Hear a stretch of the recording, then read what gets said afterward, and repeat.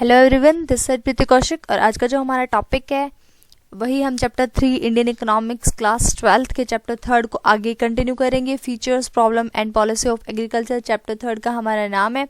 हम जो कर रहे हैं वो हमने पार्ट 1 में डिस्कस किया था कि importance of agriculture in the Indian economy. जो हमारी इम्पोर्टेंस थी एग्रीकल्चर की इंडियन इकोनॉमी के अंदर वो कंप्लीट नहीं हुई थी, यानी कि इंडिया के अंदर हमारी इंडियन इकोनॉमी के अंदर एग्रीकल्चर सेक्टर की क्या इंपॉर्टेंस है वो हम स्टडी कर ही रहे थे कि हमने कितने 3 से 4 पॉइंट्स हमने कंप्लीट कर लिए थे, लेकिन अभी हमारे पॉइंट्स कुछ रहते हैं तो उनको हम जितना रह गया हमारा पार्ट उसको आज हम आगे कंटिन्यू करते हुए कंप्लीट करेंगे।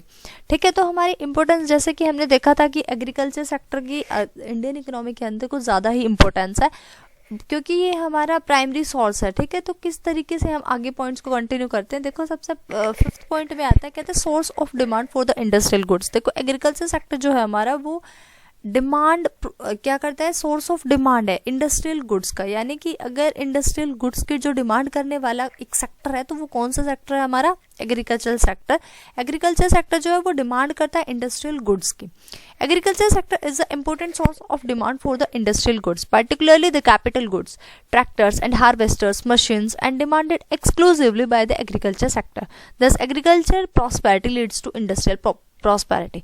ये कह रहा है कि जो मतलब डिमांड करने वाला सेक्टर है ना इंडस्ट्रियल गुड्स की, वो डिमांड सबसे ज़्यादा करता है एग्रीकल्चर सेक्टर सबसे ज़्यादा करता है। का क्या मतलब है, मतलब कि जो इम्पोर्टेंट चीज़ें हैं यानी जो इंडस्ट्रियल गुड्स हैं, कैपिटल गुड्स हैं, उनकी जो सबसे ज़्यादा डिमांड करता है वो एग्रीकल्चर सेक्टर करता है। जैसे कि ट्रैक्टर्स है, हार्वेस्टर्स है और जितने भी मशीन्स हैं उन सब की डिमांड कर रहा है हमारा एग्रीकल्चर सेक्टर।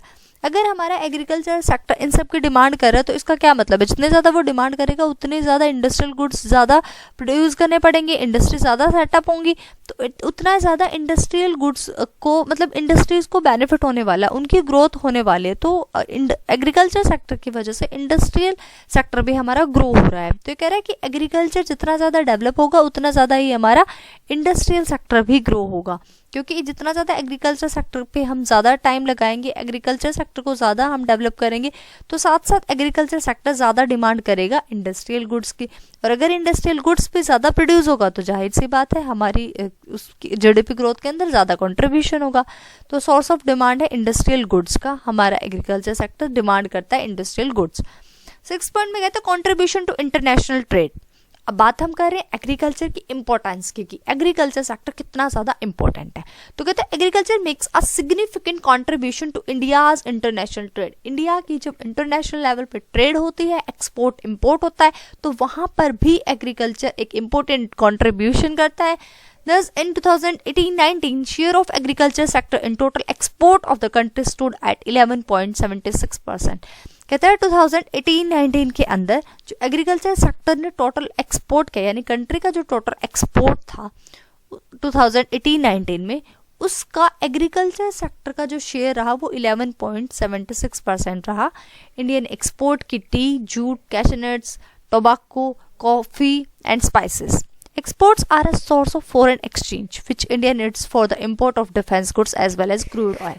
तो ये कह रहा है कि मतलब हम बात कर रहे हैं ना कि इंटरनेशनल जो ट्रेड होती है एक्सपोर्ट एंड इंपोर्ट, कहता है जैसे ही मतलब जितने ज़्यादा एक्सपोर्ट हो रही है, मतलब जितना ज़्यादा हम एक्सपोर्ट कर रहे हैं यहाँ से उतना ज़्यादा फ़ायदा होता है। जैसे हमें करना होता है बैलेंस ऑफ ट्रेड में हमने पढ़ा, यानी एक्सपोर्ट की सिचुएशन जो होती है वो फेवरेबल होते हैं। जितना ज़्यादा अगर एक्सपोर्ट हमारा ज़्यादा हो रहा है तो इट मीन्स अच्छी सिचुएशन है।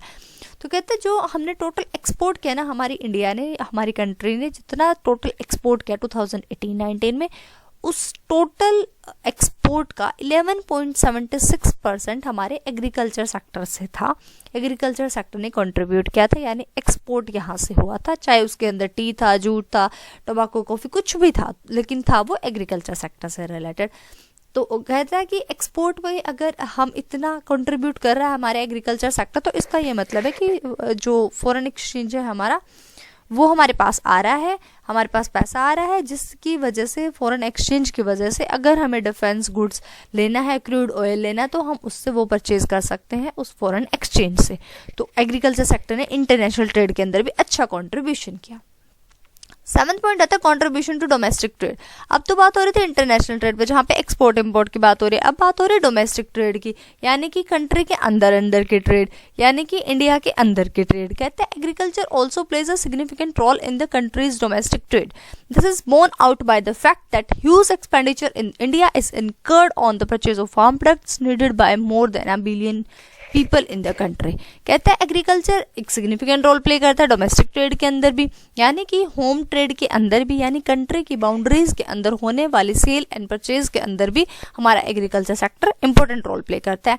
कहते हैं ये अलग से दिखाई दे रहा है इस फैक्ट के थ्रू कि इतना ज़्यादा एक्सपेंडिचर कर रहे हैं इंडिया के अंदर फार्म प्रोडक्ट्स को परचेज करने में, जो कि बिलियन पीपल, हमारी कंट्री के बिलियन पीपल की डिमांड है फार्म प्रोडक्ट्स को परचेज करना। तो अगर वो सब परचेज कर रहे हैं तो मतलब एग्रीकल्चर सेक्टर के ऊपर ही सभी डिपेंड है, ठीक है, उनका खाना पीना सारा एग्रीकल्चर सेक्टर से ही आ रहा है। तो जो कंट्री की डोमेस्टिक ट्रेड हो रही है उसके अंदर भी agriculture sector significant role play करता है।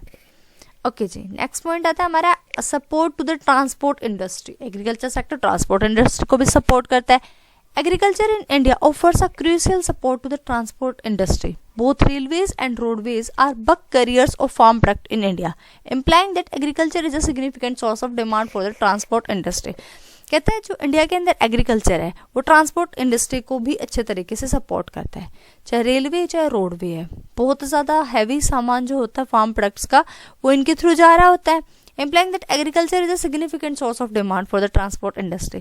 तो जो एग्रीकल्चर है वो ट्रांसपोर्ट इंडस्ट्री की भी डिमांड करता है। मतलब कि अगर बाय चांस हमारे पास फील्ड्स है, हमने उसमें जो भी उगाना था हमने उगा लिया है, आउटपुट निकल के आ गई है। जैसे कि वीट को ले लो, वीट जैसे कि फार्मर्स ने वीट उगा दिया, ठीक है, प्रोडक्शन कर दिया। प्रोडक्शन करने के बाद वो सारा अब वो उनको अपने खेतों में थोड़ा ना रखना, प्रोडक्शन कर लिया सब कुछ उनको होने के बाद उन्होंने ट्रॉली में लोड कर दिया, अब वो वहीं पे तो थोड़ा ना रखना है, अब ट्रॉली में लोड कर दिया। इसका क्या मतलब है कि वो ट्रॉली चल के जाएगी, यानी कि ट्रांसपोर्टेशन की ज़रूरत है, ठीक है। अब ट्रांसपोर्टेशन की ज़रूरत है तो इट मीन्स ट्रांसपोर्टर चाहिए पहले तो हमें कुछ लाने ले जाने के लिए, ठीक है।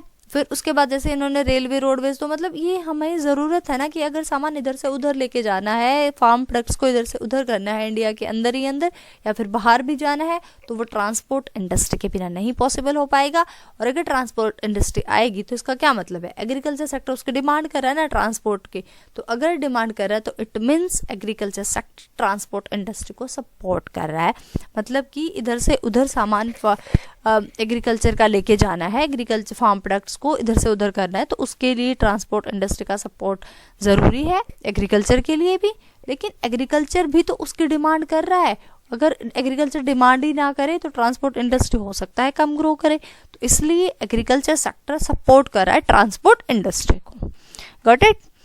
ओके, एंड 9th और लास्ट पॉइंट है हमारा wealth of the nation. A significant component of the country's wealth belongs to agriculture sector. एक इम्पोर्टेंट जो कंपोनेंट है कंट्री की वेल्थ का वो एग्रीकल्चर सेक्टर से बिलोंग करता है। In terms of fixed assets, land occupy the highest rank in India. Besides, capital worth crores of rupees is invested in major and minor irrigation projects. Briefly, agriculture in India is of central significance both in terms of production of farm products and in terms of demand for the non-farm products. Any slowdown in the agriculture sector leads to a slowdown in the industrial sector by way of low demand emerging from the agriculture sector. Consequently, GDP growth rate is severely. देखो इसमें clearly बात एक एक बात बिल्कुल clear करके गई है कि नेशन की वेल्थ जो है वो हमारी एग्रीकल्चर सेक्टर है, वो हमारा यानी एक धन है हमारा नेशन का। एग्रीकल्चर सेक्टर बहुत ज़्यादा अच्छा रोल प्ले करता है। अगर हम फिक्स एसेट्स की टर्म्स में बात करें तो जो लैंड सबसे ज़्यादा जो लैंड है हमारी इंडिया के अंदर वो हाईएस्ट रैंक की है। अगर कैपिटल की बात करें तो करोर्स में इन्वेस्ट की जाती है इरिगेशन प्रोजेक्ट्स के ऊपर, यानी कि सिंचाई के साधनों के ऊपर, कि ताकि हमारा जो इरिगेशन है वो हर जगह अच्छे तरीके से हो सके। जो हमारा एग्रीकल्चर है इंडिया के अंदर वो ज़्यादा मेन प्रायोरिटी पे है, ज़्यादा मेन प्रायोरिटी पे दोनों ही तरीके से, चाहे फार्म प्रोडक्ट्स का प्रोडक्शन हो रहा है चाहे फिर नॉन फार्म प्रोडक्ट्स की डिमांड कर रहा है। एग्रीकल्चर सेक्टर दोनों ही तरफ से इम्पोर्टेंट है, ठीक है। अगर वो नॉन फार्म प्रोडक्ट्स की डिमांड कर रहा है जैसे कि इंडस्ट्रियल प्रोडक्ट्स की डिमांड कर रहा है तो वो भी इम्पोर्टेंट है ना, यानी इंडस्ट्री ग्रो कर रही है, ट्रांसपोर्ट इंडस्ट्री के सपोर्ट कर रहा है। मतलब तो इस तरीके से जो एग्रीकल्चर है हमारा वो नेशन की वेल्थ है।